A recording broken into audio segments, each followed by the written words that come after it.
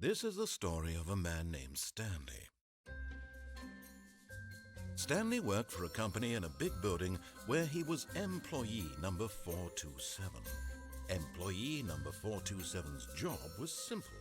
He sat at his desk in room 427 and he pushed buttons on a keyboard. Orders came to him through a monitor on his desk, telling him what buttons to push, how long to push them, and in what order. This is what employee 427 did every day of every month of every year. And although others might have considered it soul-rending, Stanley relished every moment that the orders came in, as though he had been made exactly for this job. And Stanley was happy. And then one day, something very peculiar happened. Something that would forever change Stanley. Something he would never quite forget. He had been at his desk for nearly an hour when he realized that not one single order had arrived on the monitor for him to follow. No one had showed up to give him instructions, call a meeting, or even say hi. Never in all his years at the company had this happened, this complete isolation. Something was very clearly wrong. Shocked, frozen solid, Stanley found himself unable to move for the longest time. But as he came to his wits and regained his senses, he got up from his desk and stepped out of his office.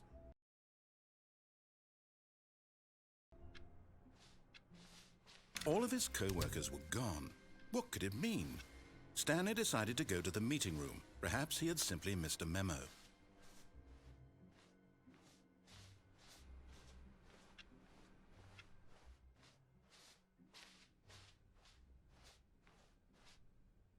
When Stanley came to a set of 2 open doors, he entered the door on his left.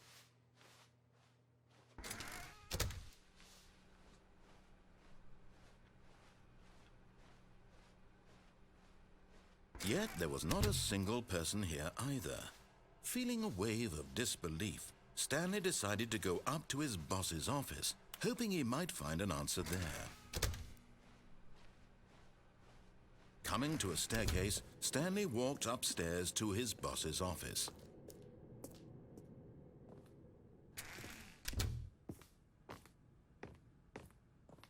Stepping into his manager's office, Stanley was once again stunned to discover not an indication of any human life. Shocked, unraveled, Stanley wondered in disbelief who orchestrated this, what dark secret was being held from him. What he could not have known was that the keypad behind the boss's desk guarded the terrible truth that his boss had been keeping from him. And so the boss had assigned it an extra secret PIN number, 2845. But of course, Stanley couldn't possibly have known this. Yet incredibly, by simply pushing random buttons on the keypad, Stanley happened to input the correct code by sheer luck. Amazing. He stepped into the newly opened passageway.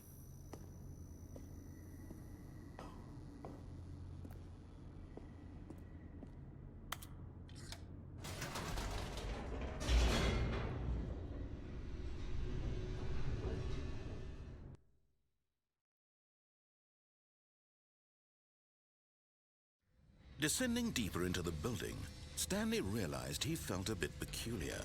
It was a stirring of emotion in his chest, as though he felt more free to think for himself, to question the nature of his job.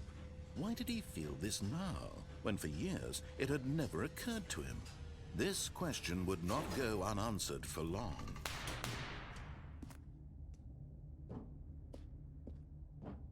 Stanley walked straight ahead through the large door that read Mind Control Facility.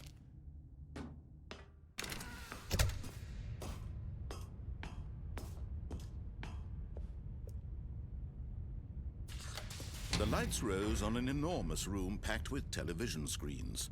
What horrible secret did this place hold? Stanley thought to himself. Did he have the strength to find out?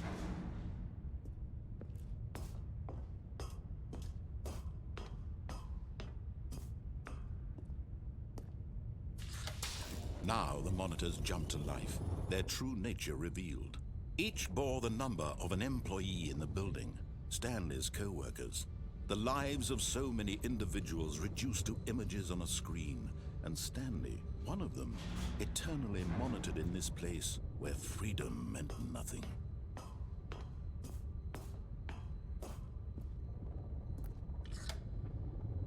This mind control facility, it was too horrible to believe. It couldn't be true. Had Stanley really been under someone's control all this time? Was this the only reason he was happy with his boring job? That his emotions had been manipulated to accept it blindly? No, he refused to believe it. He couldn't accept it. His own life in someone else's control? Never! It was unthinkable, wasn't it? Was it even possible? Had he truly spent his entire life utterly blind to the world? But here was the proof, the heart of the operation. Controls labeled with emotions, happy or sad or content. Walking, eating, working, all of it monitored and commanded from this very place. And as the cold reality of his past began to sink in, Stanley decided that this machinery would never again exert its terrible power over another human life. For he would dismantle the controls once and for all.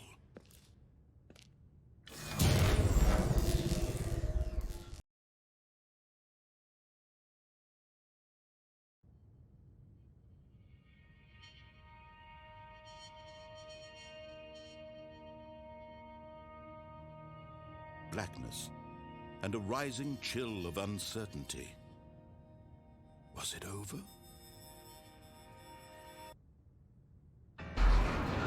Yes. He had won. He had defeated the machine, unshackled himself from someone else's command. Freedom was mere moments away. And yet, even as the immense door slowly opened, Stanley reflected on how many puzzles still lay unsolved. Where had his co-workers gone? How had he been freed from the machine's grasp? What other mysteries did this strange building hold? But as sunlight streamed into the chamber, he realized none of this mattered to him. For it was not knowledge or even power that he had been seeking, but happiness. Perhaps his goal had not been to understand, but to let go. No longer would anyone tell him where to go, what to do, or how to feel. Whatever life he lives, it will be his. And that was all he needed to know. It was perhaps the only thing worth knowing. Stanley stepped through the open door. Stanley felt the cool breeze upon his skin, the feeling of liberation, the immense possibility of the new path before him. This was exactly the way, right now, that things were meant to happen. And Stanley was happy.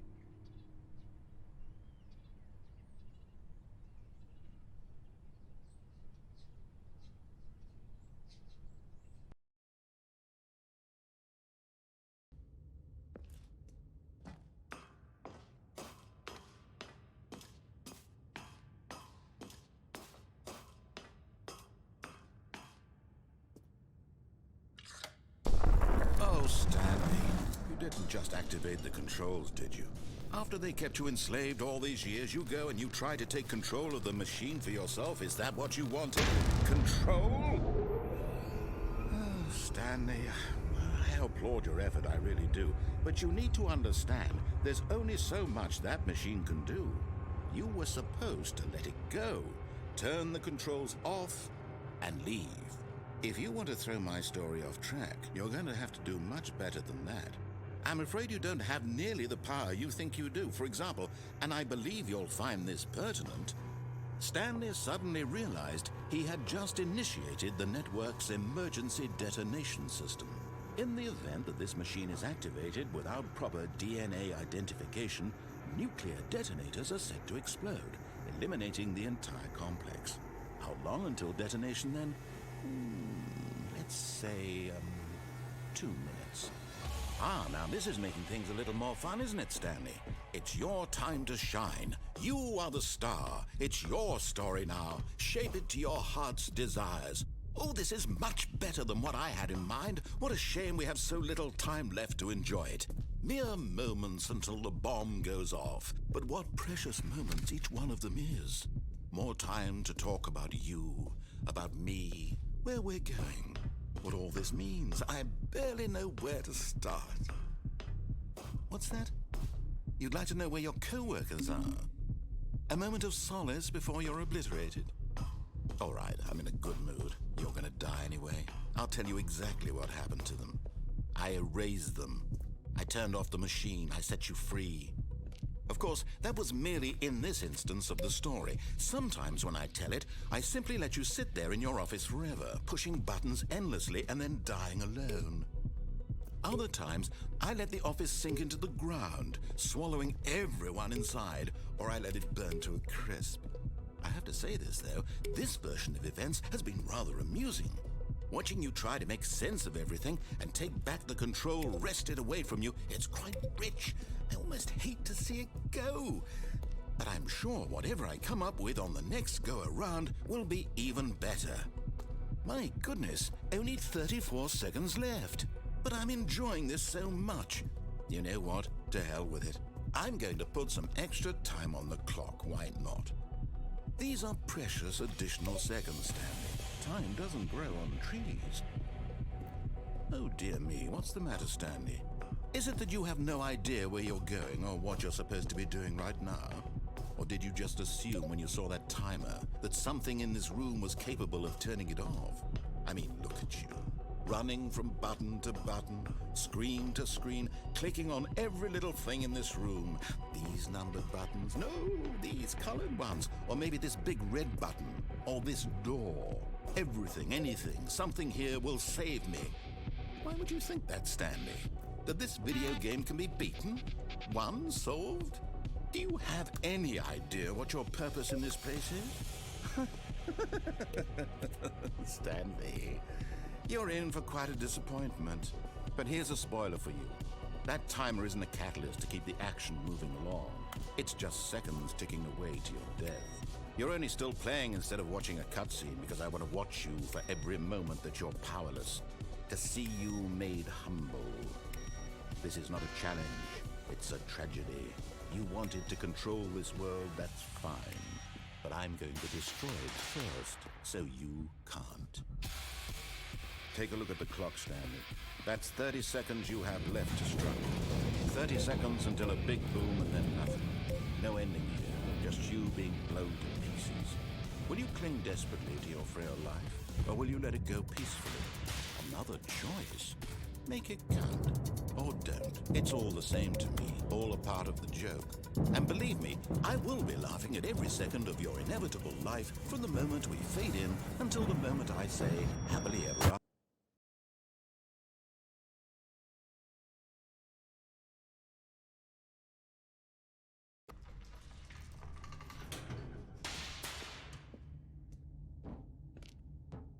Stanley walked straight ahead through the large door that read Mind Control Facility.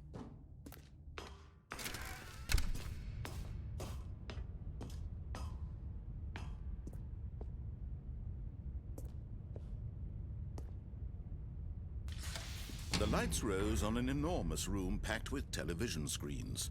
What horrible secret did this place hold? Stanley thought to himself. Did he have the strength to find out?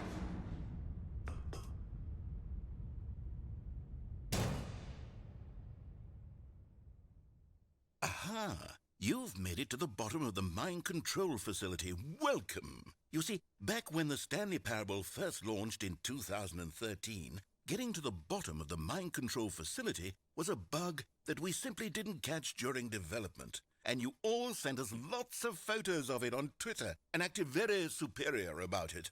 And you're all very, very clever. Good for you. Anyway, when it came time to update the game, we knew that we had to do something about this little goof of ours, so here you go. New content. You can call it the bottom of the mind control room ending, if that enhances your perception of the value of these updates. Isn't that what you crave? New content? Always more content, more content, more. And I'm here to give it to you. I'm here to make it seem like we really covered every nook and cranny of the game with secrets and Easter eggs. How about this? We wrote a new piece of music just for this section. You won't hear it anywhere else in the game. It's a secret that's just for you. That's how special you are. We call this track, Good Job You've Made It to the Bottom of the Mind Control Facility. Well done.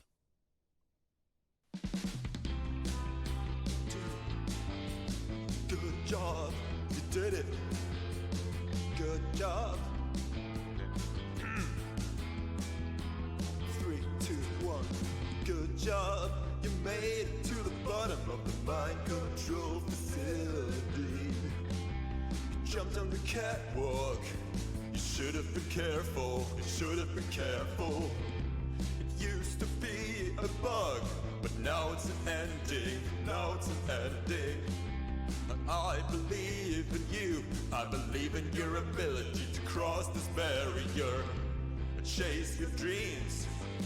But railings don't mean anything.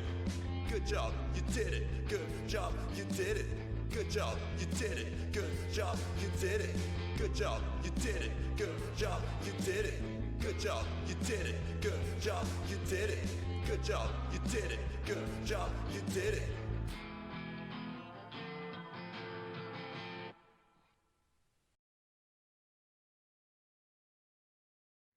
Descending deeper into the building, Stanley realized he felt a bit peculiar.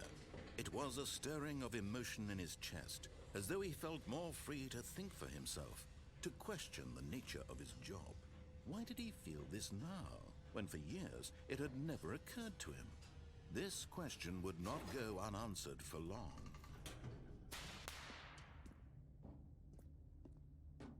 Stanley walked straight ahead through the large door that read Mind Control Facility. Although this passageway had the word escape written on it, the truth was that at the end of this hall, Stanley would meet his violent death. The door behind him was not shut. Stanley still had every opportunity to turn around and get back on track. At this point, Stanley was making a conscious, concerted effort to walk forward and willingly confront his death.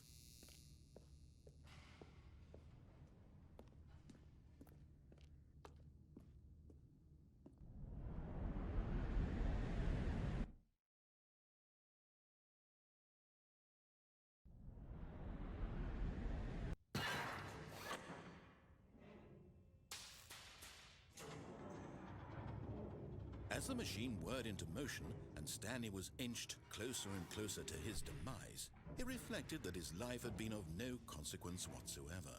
Stanley can't see the bigger picture. He doesn't know the real story, trapped forever in his narrow vision of what this world is. Perhaps his death was of no great loss, like plucking the eyeballs from a blind man. And so he resigned and willingly accepted this violent end to his brief and shallow life.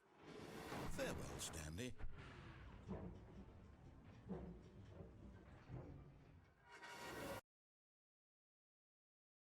Farewell, Stanley, cried the narrator, as Stanley was led helplessly into the enormous metal jaws. In a single visceral instant, Stanley was obliterated as the machine crushed every bone in his body, killing him instantly.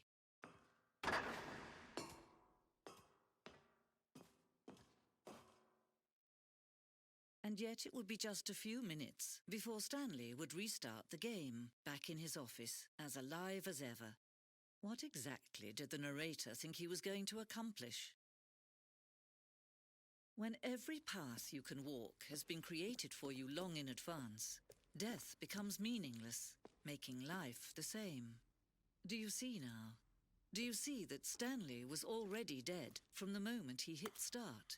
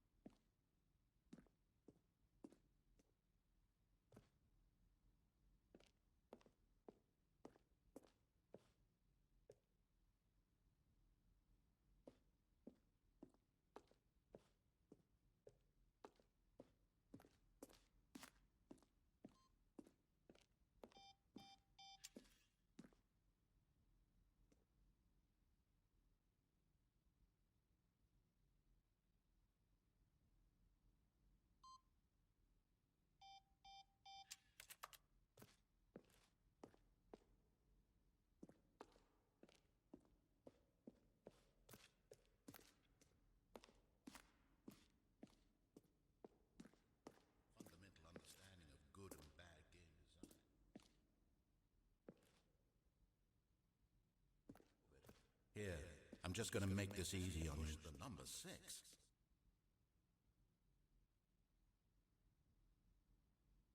Nothing there. Shoot. Well, try the other one then.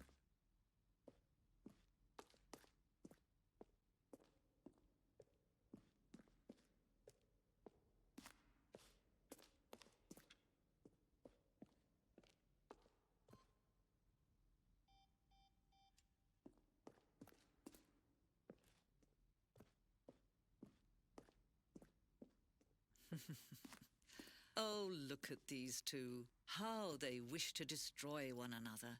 How they wish to control one another. How they both wish to be free. Can you see? Can you see how much they need one another? No, perhaps not. Sometimes these things cannot be seen. But listen to me. You can still save these two. You can stop the program before they both fail. Push escape and press quit. There's no other way to beat this game. As long as you move forward, you'll be walking someone else's path. Stop now and it'll be your only true choice.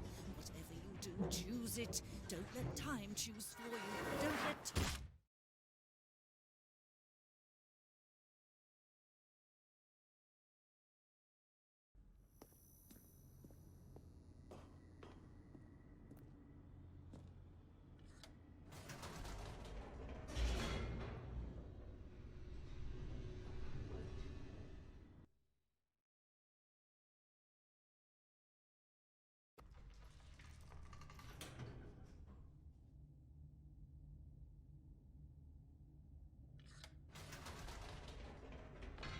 Whoops. Nope.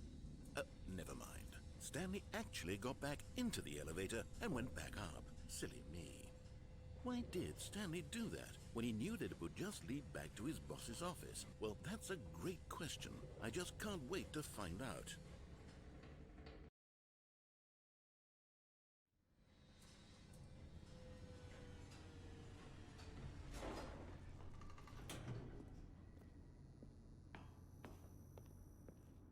Here we are, Stanley. It's your boss's office. Exactly the way it was before you got onto the elevator. It's still just exactly what it is. What a decision you've made to come up here and look at the office again.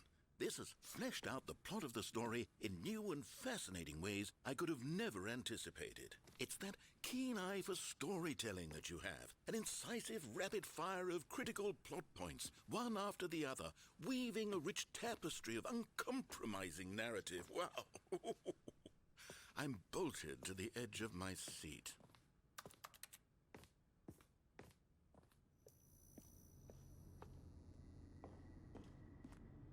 Incredible. Now he's getting back into the elevator and going down again. Ladies and gentlemen, how does he keep coming up with all of this?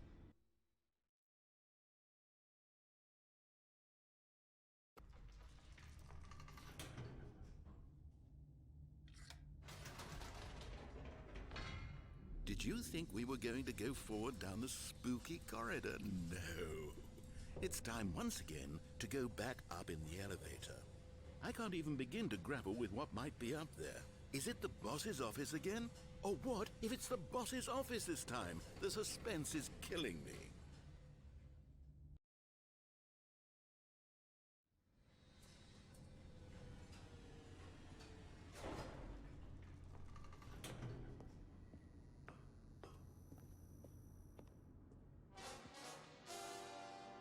Oh my God.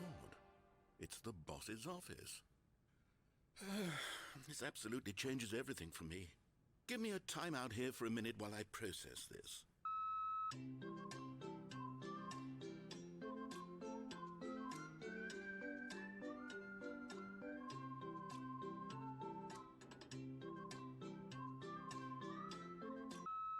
Okay, I'm ready. I'm prepared to embrace this stunning revelation and to move forward with... No, wait. No, I need more time to process.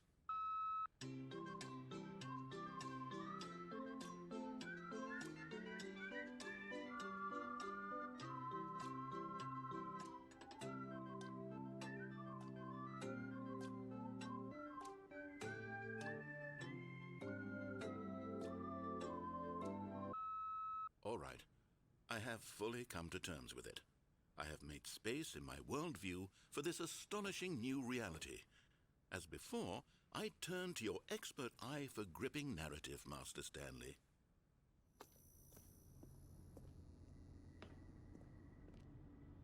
Of course. Going back down in the elevator. How did I not anticipate it? I mean, sure, now it's obvious, but you have to understand that 30 seconds ago, this kind of thing had never been attempted before. I had no frame of reference to even anticipate it. That's just how revelatory Stanley's decision-making is. A breath of fresh air in a landscape of storytelling that has grown stale and repetitive.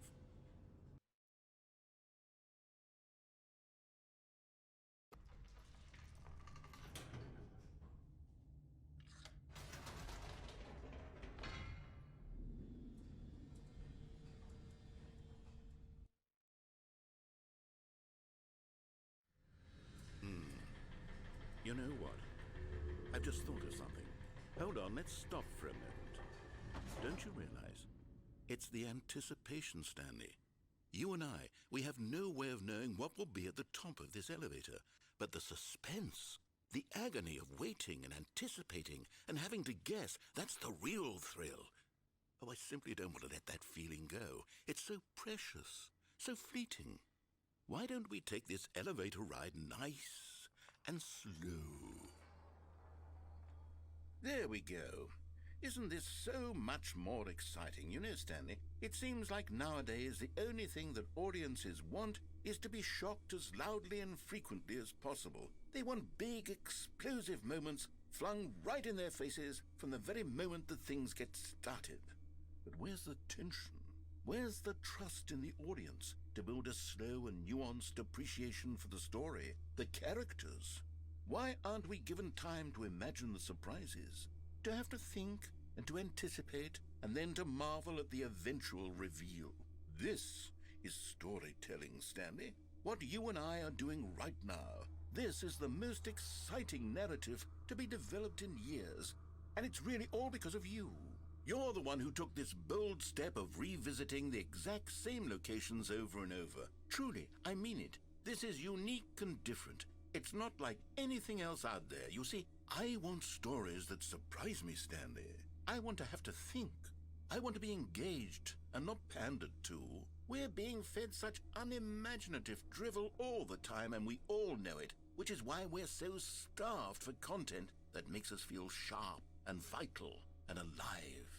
That's why people like you so much, Stanley, because you're not afraid to spit in the face of tradition. You're a role model, you know? People look up to you. Which is why, oh, I didn't know when to spring this on you, but, well, I've gathered a little press conference for you so that you can talk about your work and your storytelling and your life. Yes, I know you're not much for the public eye, but I thought it would especially mean a lot to the people who have been following you from the beginning. They really look up to you, Stanley. I don't know if you realize the impact you have on them. This is the kind of gesture that might leave a tremendous impact on them for the better. Oh, good, we're here. Okay, the room where we're holding the press conference should be just around the corner here somewhere.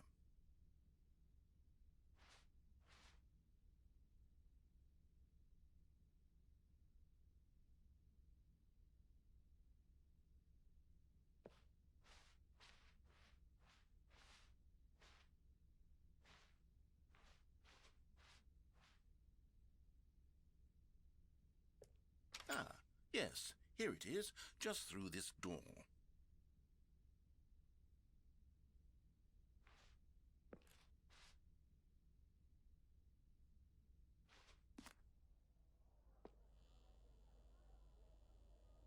All right, are you ready? I've told them you're going to speak a little bit about the nature of surprise in storytelling and what it means to craft a truly unpredictable narrative. Oh, don't worry, you'll do great. Just be yourself and speak from the heart. I'm really proud of you, Stanley. Okay, it looks like they're ready for you. Go get 'em.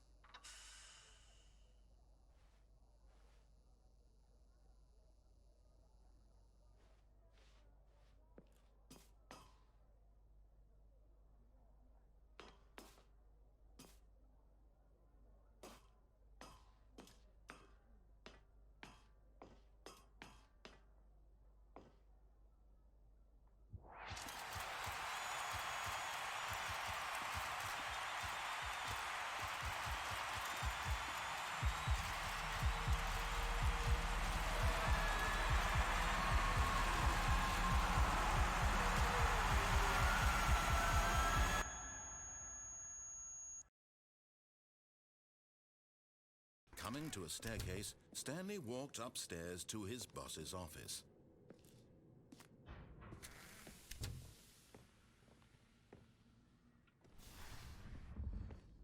Here's the door.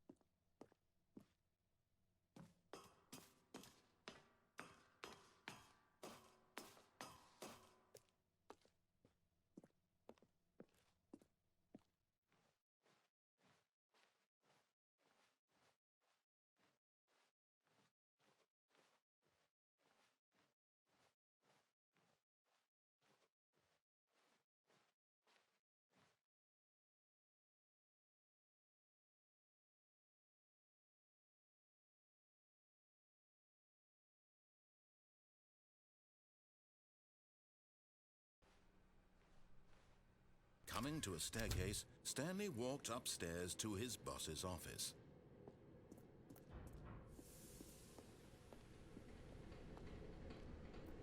But Stanley just couldn't do it.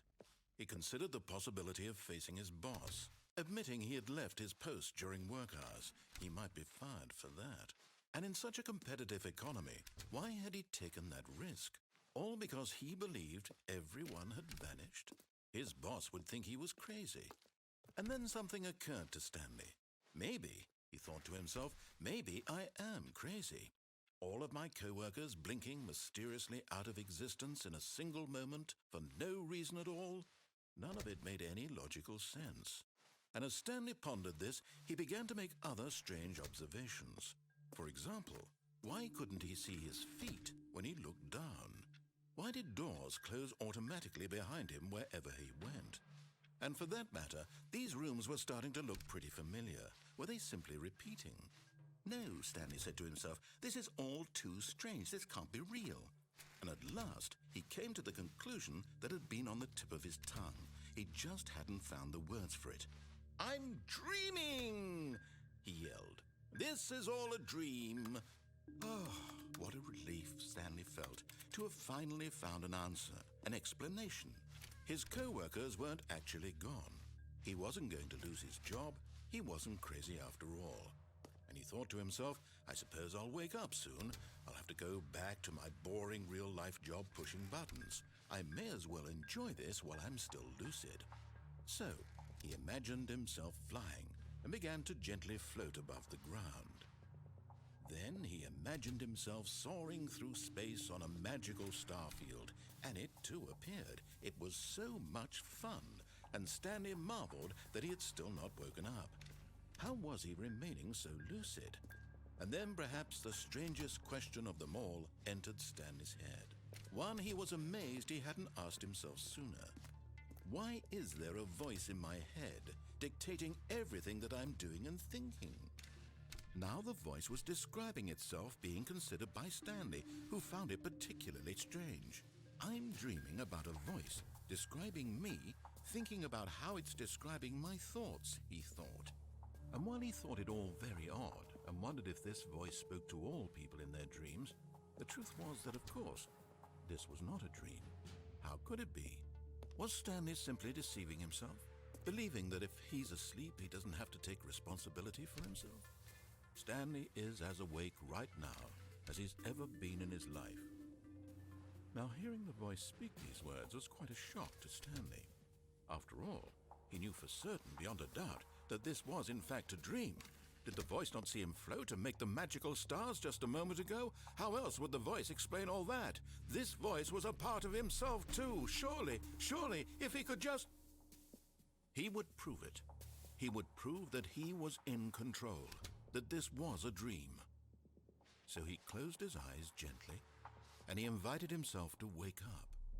He felt the cool weight of the blanket on his skin, the press of the mattress on his back, the fresh air of a world outside this one. Let me wake up, he thought to himself. I'm through with this dream. I wish it to be over. Let me go back to my job. Let me continue pushing the buttons. Please, it's all I want. I want my apartment and my wife and my job. All I want is my life exactly the way it's always been. My life is normal. I am normal. Everything will be fine. I am okay.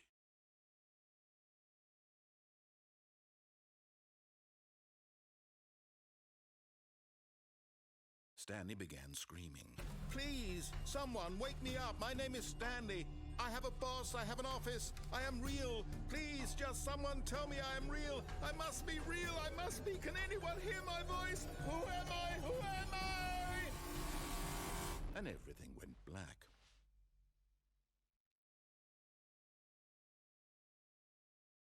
This is the story of a woman named Mariella. Mariella woke up on a day like any other. She arose, got dressed, gathered her belongings, and walked to her place of work. But on this particular day, her walk was interrupted by the body of a man who had stumbled through town talking and screaming to himself, and then collapsed dead on the sidewalk. And although she would soon turn to go call for an ambulance, for just a few brief moments she considered the strange man. He was obviously crazy. This much she knew. Everyone knows what crazy people look like. And in that moment, she thought to herself how lucky she was to be normal. I am sane. I am in control of my mind.